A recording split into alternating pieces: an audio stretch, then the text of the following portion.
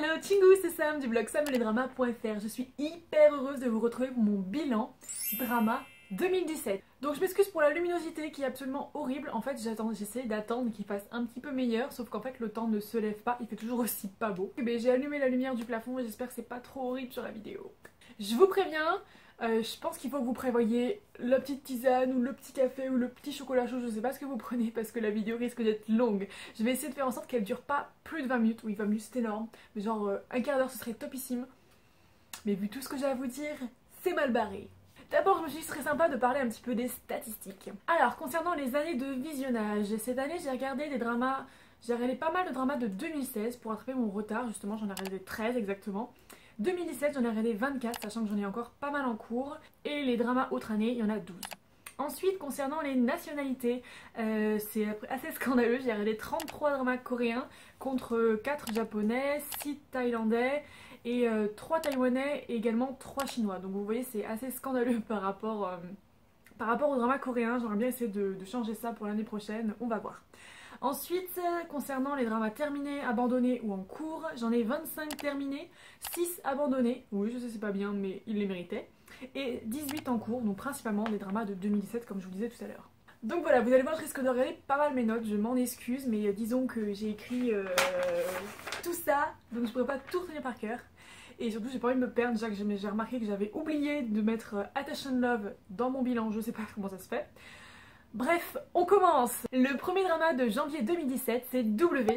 Donc c'est un drama coréen de 2016 qui parle en fait d'une jeune femme qui est la fille d'un célèbre mangaka, et un jour elle se retrouve aspirée dans la BD de son père et elle tombe amoureuse du héros. Donc c'est absolument génial, j'ai adoré le scénario. Il bat un petit peu de l'aile dans les derniers épisodes. Franchement, juste pour l'originalité et le casting, il faut vraiment voir ce drama. Je lui ai mis 16,5 sur 20. Ensuite j'ai enchaîné avec Sweet Stranger on Me, un drama de 2016 également qui a été mon premier abandon de 2017 à cause d'une romance qui traîne vraiment en longueur. Et on entame le mois de mars avec un deuxième abandon, cette fois un drama thaïlandais.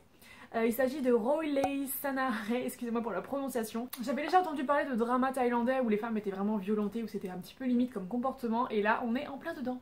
Heureusement, j'ai enchaîné avec One Person of Felicing, un drama de 2016 également, qui vient rattraper le coup avec sa romance fraîche et sa jolie alchimie. Et cette fois c'est un 8 sur 10. Ensuite, Les Nangfa, c'est mon premier coup de cœur de 2017, un drama thaïlandais. Donc franchement au premier abord c'est pas du tout le genre de drama que j'aurais pensé être un coup de cœur. Franchement ça fait kiff, enfin, c'était vraiment pas du tout mon genre.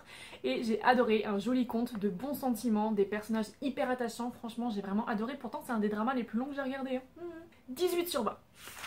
J'ai enchaîné avec Oh Hae Hyung Again, un drama de 2016 également. Donc c'est l'un des dramas coréens que je regrettais d'avoir raté en 2016, mais bon j'ai pas pu tout voir sauf que c'était un peu corsé avec mes études, mais j'ai beaucoup aimé, romance plus mature, plus réaliste, ce qu'on a l'habitude de voir, et surtout un des plus beaux baisers que j'ai jamais vu en 2017.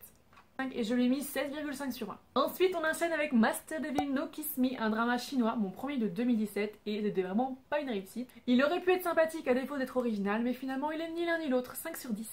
Et j'enchaîne avec Meteor Garden, mon troisième abandon de l'année. Malheureusement, je pense que l'adaptation était un petit peu trop vieille, ou alors j'avais trop de trucs à regarder en ce moment-là. En tout cas, j'ai abandonné.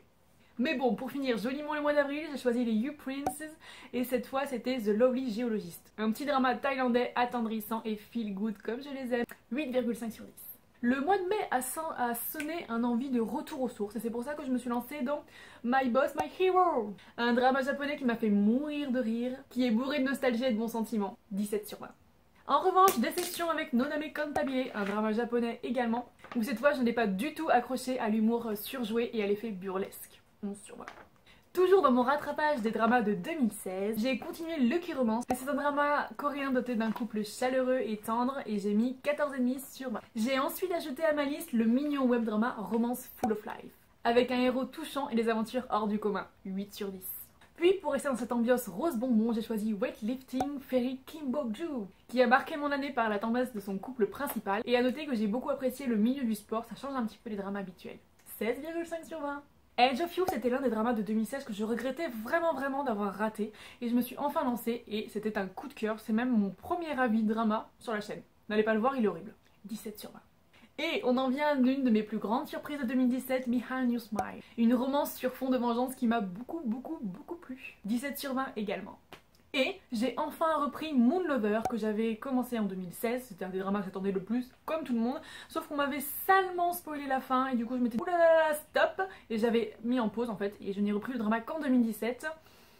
Ce drama aurait dû être un coup de cœur, franchement c'était vraiment une tuerie tant par la beauté de ses paysages, de ses décors, de ses costumes etc. Mais malheureusement j'ai pas du tout aimé le développement dans son dernier tiers, 15 sur 20. Et comme une déception ne vient jamais seule, j'ai enchaîné avec The Legend of the Blue Sea qui est venu briser tous mes rêves de jolie sirène. Abandon. Pour me consoler, j'ai donc commencé un autre You Prince et j'ai choisi The Badass Baker. J'ai vraiment beaucoup adoré cette colocation, très jolie romance, 7,5 sur 10. J'ai démarré l'été avec le très bon Signal. Un drama policier de 2016 que j'avais pas spécialement envie de voir. Et finalement les bons avis que j'ai trouvés partout sur la toile ont achevé de me décider et je ne regrette vraiment pas, c'est un énorme coup de cœur. 19 sur 20.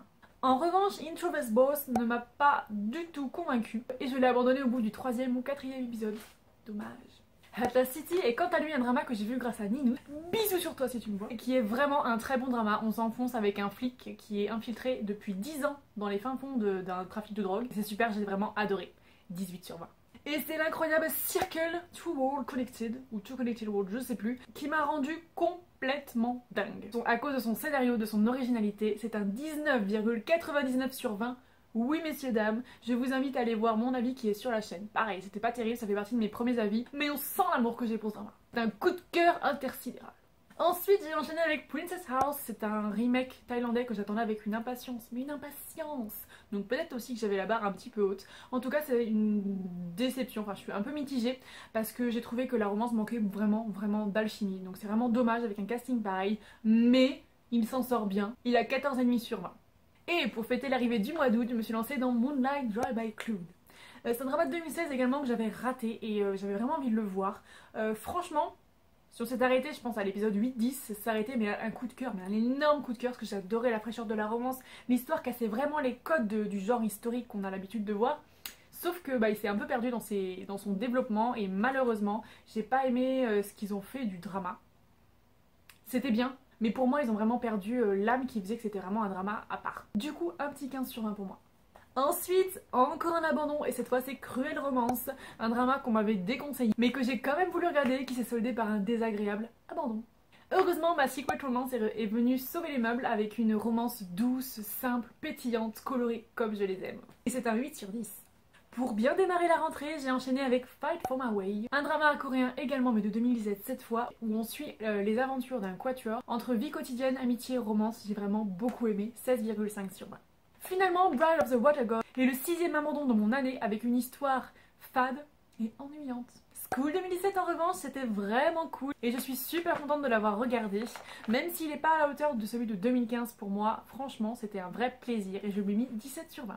J'ai commencé le mois de novembre avec un drama taïwanais, Attachment Love, une jolie romance, même si ça traînait un petit peu en longueur pour que les personnages se mettent enfin ensemble. Je vous en ai déjà parlé dans une précédente vidéo. Franchement, c'était sympathique. Et j'ai enchaîné avec le super drama Set Me qui a été un méga coup de cœur de cette fin d'année. Je lui ai mis 19 sur 20 parce qu'il était vraiment exceptionnel. On est vraiment aspiré dans une secte machiavélique où on a peur pour les personnages toutes les minutes. Malheureusement en novembre j'ai commencé pas mal de choses et j'ai pas fini grand chose non plus, tout simplement à cause de mon déménagement. J'ai voulu tâter un petit peu le plus de dramas de 2017 mais ça fait que j'en ai pas mal en cours qui n'ont pas été terminés. Je vous en parle juste après. Et pour finir, j'ai décidé de terminer l'année 2017 en terminant le drama Gobelin que j'avais commencé en début d'année mais que j'avais mis sur pause à cause de son sujet, la mort. Et franchement c'est un drama que j'ai vraiment beaucoup aimé. Je vous en dis pas plus parce qu'il y a mon avis qui va sortir en vidéo, je pense peut-être la semaine prochaine, mais franchement j'ai beaucoup aimé et je lui ai mis 17,5 sur 20. Et voilà, c'en est fini pour tous les dramas que j'ai vus en entier ou que j'ai abandonnés. Et maintenant concernant les dramas en cours, je prends ma petite liste. J'ai Hello My Teacher, j'en suis à l'épisode 4 sur 16, Liratri, je sais pas comment ça se prononce, 2 sur 12. Pride, un drama japonais, 2 sur 11. Hwarang, 2 sur 20, mais Hwarang, à mon avis, je ne vais pas le continuer. Ring Ring Bell, 4 sur 15. Frankenstein Love, 1 sur 11. Missing 9, 4 sur 16. Strong Woman Do Bong-soo, 3 sur 16. Princess Agent, 12 sur 56. Alors malheureusement, lui, je l'ai mis en pause parce qu'il avait trop d'épisodes. C'est dommage parce que j'aimais bien l'histoire. What a Boy, 2 sur 12, Reunited World, 2 sur 40, The King Love, 8 sur 40 qui va peut-être se solder par un abandon parce que je n'accroche pas du tout.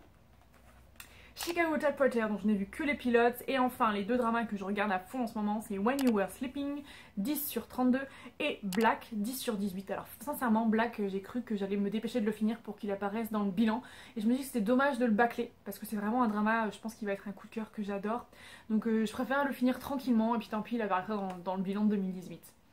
Donc voilà, il y a pas mal de dramas de 2017 que j'ai pas pu voir et que j'ai envie de voir. Comme par exemple Mad Dog ou Because It's My First Life ou encore Queen for 7 Days, j'en ai vraiment beaucoup que je veux regarder. Donc je me rattraperai en 2018 comme j'ai fait en 2017 pour les dramas de 2016. C'est un peu malheureux mais bon, c'est comme ça. Et bah je vous en parlerai l'année prochaine. Donc voilà, c'est tout pour cette première partie de mon drama, de mon bilan drama 2017. D'ici quelques jours, vous aurez la partie 2 avec la remise des prix, mon podium. Bref, on va vraiment clore l'année 2017 une bonne fois pour toutes. Également dans la semaine vont sortir mon bilan film 2017 ainsi qu'un bilan K-pop 2017. J'ai décidé de le faire finalement. J'espère que ça vous a plu. N'hésitez pas à me dire en commentaire, vous, les dramas que vous avez regardés cette année, quels ont été vos préférés. Et moi, je vous fais plein de bisous. Je vous dis à très vite pour une prochaine vidéo. Bye bye. Salam. Popo.